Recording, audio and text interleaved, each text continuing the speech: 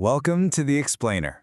You know, people often talk about flight like it's some kind of magic, how a massive metal tube can just hang in the sky. But it's not magic at all. It's physics. And today, we're going to pull back the curtain and break it all down. Look, a fish doesn't need to know fluid dynamics to swim, right?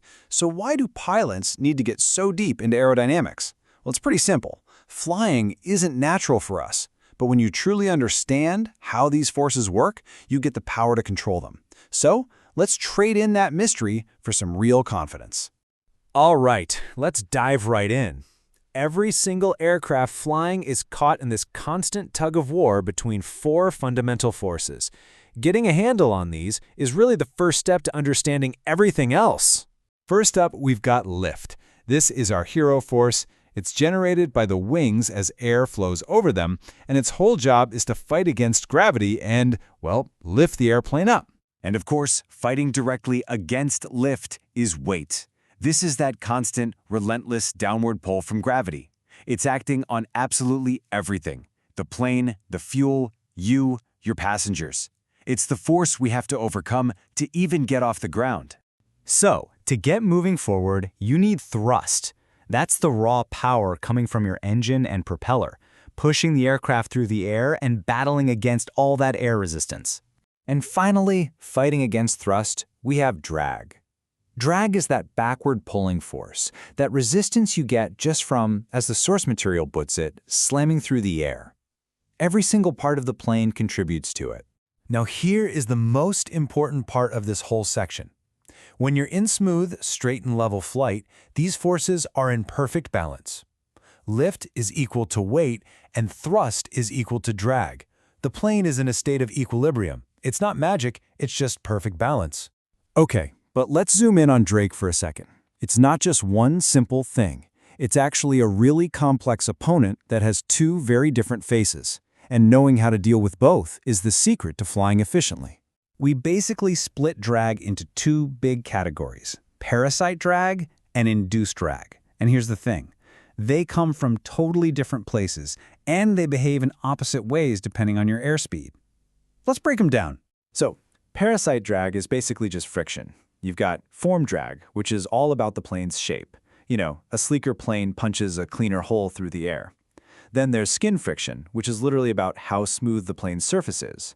And finally, interference drag, which is the turbulence you get where parts like the wings and fuselage meet. The main thing to remember, parasite drag gets worse and worse the faster you go. Now, induced drag is a different beast entirely. This isn't about friction. It's the unavoidable price you pay for making lift. You see, the high-pressure air under the wing wants to escape to the low-pressure area on top, and it does this by creating these little swirling tornadoes at your wingtips. This messy air basically pulls your lift backward, and that backward component is induced drag. And here's the crazy part. It's strongest at slow airspeeds when you're pitched up high trying to make more lift. So this all leads to a really critical sweet spot. Because parasite drag goes up with speed and induced drag goes down, there's this one perfect speed where the total drag is as low as it can possibly be. Flying right there means you need the absolute minimum power to stay in the air, giving you your best endurance and range. Okay, so you've got these forces pushing and pulling, and drag is always trying to hold you back. How do you, the pilot, actually manage all of this? Well, the answer comes down to mastering one single critical concept. So how do you fly the plane? You've really got two main tools to control your lift: your airspeed and your angle of attack. And while you manage both, it's your command of the angle of attack that really makes you a pilot. So what is angle of attack, or AOA? It's really simple. It's just the angle between the wing's chord line, that's an imaginary line from the front edge to the back edge, and the direction of the air that's hitting it, which we call the relative wind. By pulling or pushing the yoke, you change the plane's pitch, and you directly control that angle. But here's the catch. You can't just keep pitching up forever to get more lift. Every wing has a breaking point. We call this the critical angle of attack. For most training planes, it's somewhere around 16 to 20 degrees. If you push it past that angle, the smooth airflow over the wing just breaks away and turns into turbulent chaos. And the moment that airflow separates, the wing suddenly stops making enough lift to hold the plane up. That rapid loss of lift, that is a stall. It's one of the most important things to understand in flying, and it has nothing to do with the engine quitting. It's purely an aerodynamic event. Now, if you remember one thing from this whole explainer, make it this. A stall is caused by exceeding the critical angle of attack. It is not caused by flying too slow.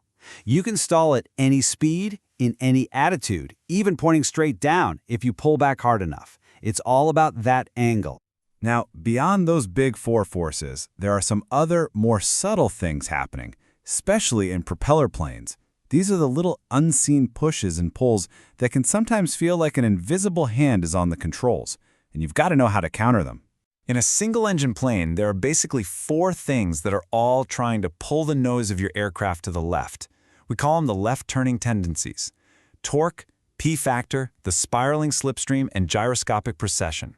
Your job is to anticipate them and correct for them, usually with a little right rudder. First up is torque. This is just pure Newton's third law. For every action, there's an equal and opposite reaction. The teacup's right at the fair is the perfect way to picture it. As the engine violently spins that heavy propeller clockwise, that force tries to roll the whole airplane the other way, counterclockwise to the left. The others also pull you left.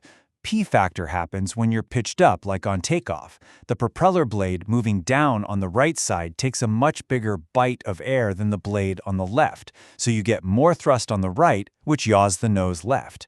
Then you've got the spiraling slipstream, where the prop wash corkscrews back and smacks the left side of your tail, pushing it right and again yawing the nose left. It's a team effort. So there it is. Lift, drag, angle of attack, these unseen forces, they aren't magic. They're just predictable principles. And understanding them on a deep level, not just memorizing the words, is what gives you true command and safety in the cockpit. So, now you know the rules. How are you going to use them on your next flight? Thanks for watching.